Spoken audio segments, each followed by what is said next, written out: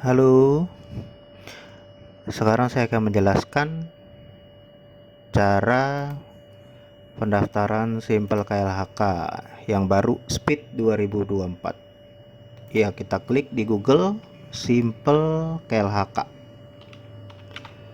KLHK. Oke, nanti kita masukkan username yang dulu udah pernah didaftarkan.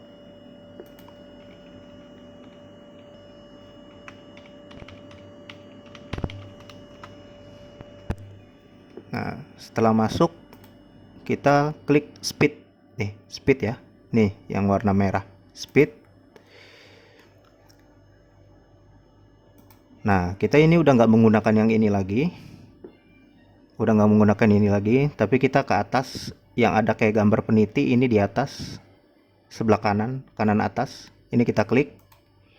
Nah, lalu kita klik speed 2024. Nah, setelah kita klik speed 2024, itu kita input lagi profil perusahaan. Itu kita input profil perusahaan, itu kita input semuanya.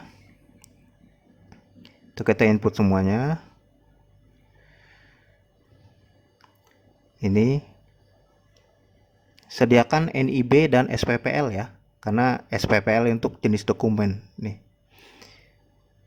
kita ketik semuanya, NIB-nya juga. Lalu ketik kode KBLI-nya itu yang ada di NIB.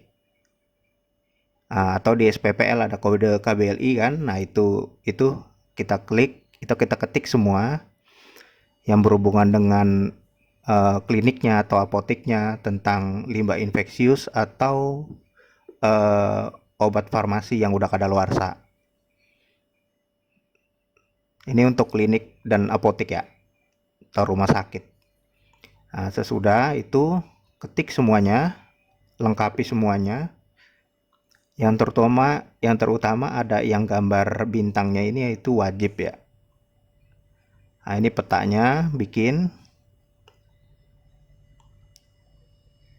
Nah, nanti di penanggung jawab usaha dan atau kegiatan itu ada email yang dulu didaftarkan, itu nanti verifikasi lewat email gitu. Jadi setelah udah diklik ketik emailnya, disimpan, nanti tulisnya di sini verifikasi gitu. Nanti masuk ke email untuk ketik verifikasinya. Kalau sudah disimpan, lanjut ke informasi tambahan. Nah, informasi tambahan ini diisi kembali, itu tahun beroperasi, luas area klinik, itu jumlah karyawan berapa, pengelolanya berapa, limbahnya, jumlah karyawan, jenis layanan. Nah, kalau sudah simpan, baru lanjut. Kalau ada perwakilan, kalau nggak ada perwakilan, lanjut. Ini bikin logonya.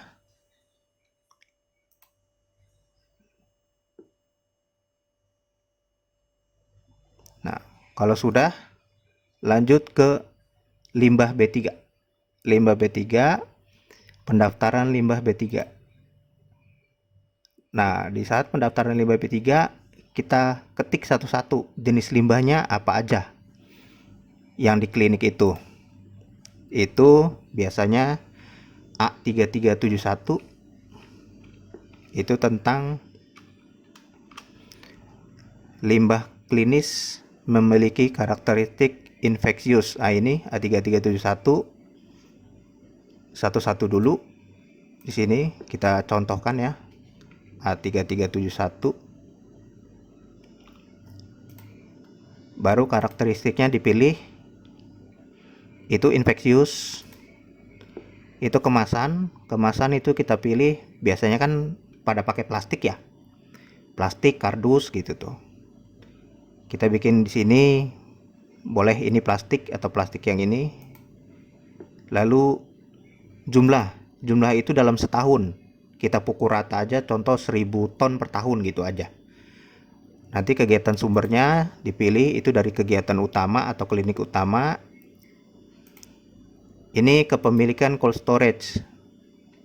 Jadi ada TPS-nya gitu, cold storage. Jadi kalau nggak punya cold storage itu dibatasi hanya sampai 2 hari angkut limbahnya. Tapi kalau punya cold storage itu bisa sampai 90 hari. Tapi tetap harus ada izinnya yang cold storage atau TPS. Nah, ini misalnya memiliki, kita klik, itu ada keterangannya untuk limbah B3 infectious. Nah, ini itu kepemilikan cold storage. Kalau udah simpan, nanti muncul di tabel data itu A3371. Nah, ini kalau ini saya buat itu tidak ada cold storage, itu waktu penyimpanan hanya 2 hari. Tapi kalau dibikin cold storage, contoh jumlah kita buat 1000, ini kita buat ada cold storage, kita simpan.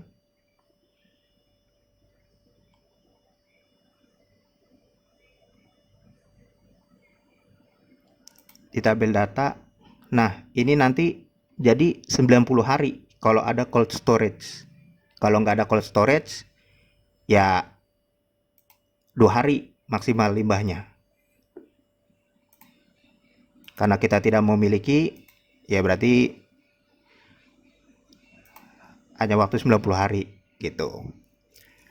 Nah, kalau sudah lanjut ke lagi limbah B3, baru pilih legalitas. Nah, legalitas ini penyimpanannya aja. Kita karena sebagai klinik ya kan, klinik penyimpanan itu nanti Pilih standar penyimpanan limbah B3 apabila pakai SPPL. Tapi kalau sudah ada izinnya, ya pilih yang izin penyimpanan limbah B3. Sementara kalau misalnya hanya pakai SPPL, pilih standar penyimpanan limbah B3. yang legalitas penyimpanan. Kalau sudah, lanjut ke fasilitas penyimpanan. Kalau fasilitas penyimpanan ini kalau dia punya TPS. Kalau nggak punya TPS itu yang tadi diangkutnya, kalau menurut KLHK harus 2 hari.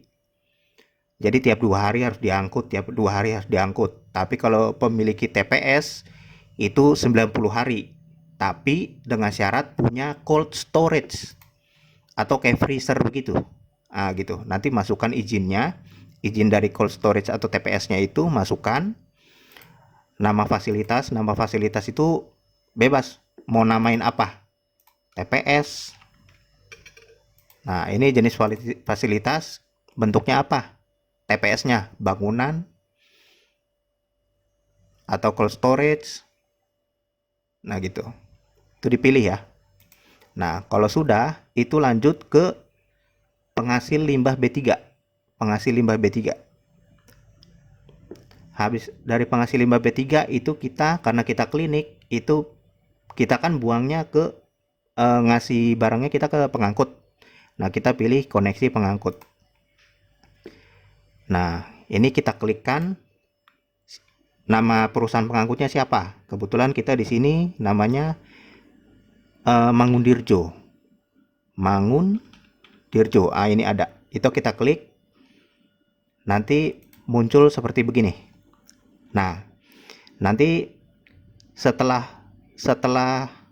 udah diisi, nanti tulisannya di sini ada permohonan.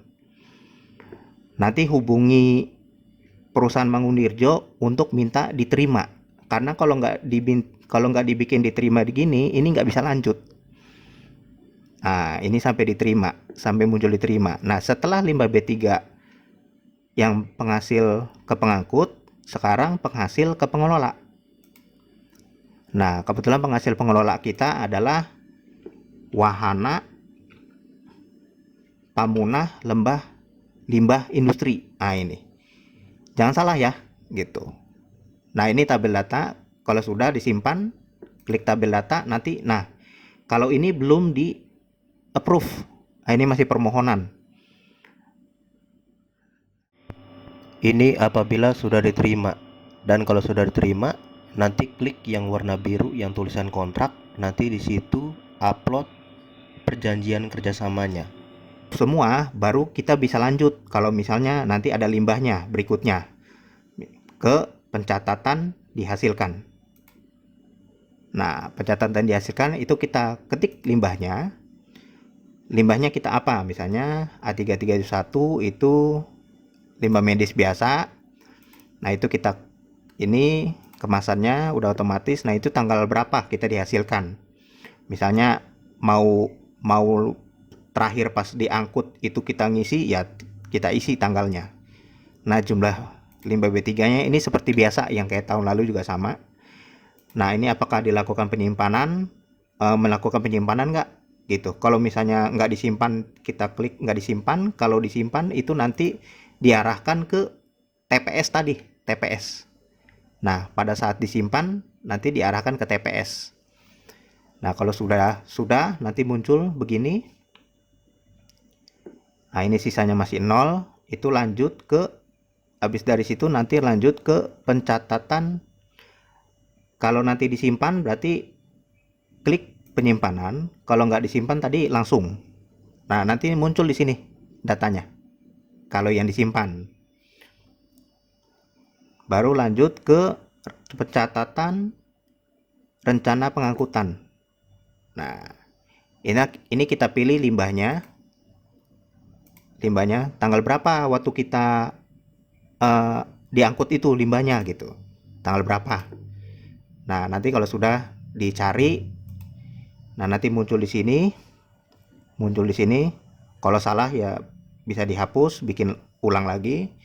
Nah, kalau sudah di sini lanjut ke penyerahan belum dibuat. Ini status penyerahan belum dibuat.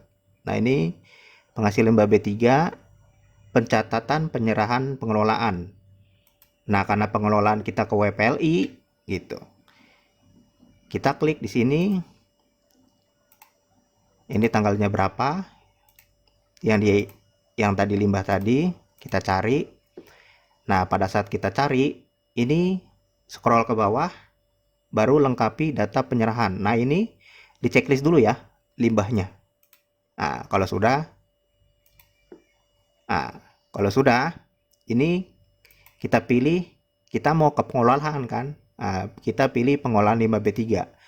Nah, ini kita ketik WPLI, yang nama perusahaan pengelolaan WPLI. Nah, karena kita belum disetujui permohonan yang tadi, itu belum terdaftar namanya di sini. Tapi kalau sudah setujui, nanti muncul namanya di sini, WPLI. Nah, itu kita lanjut, pengangkutan eksternal.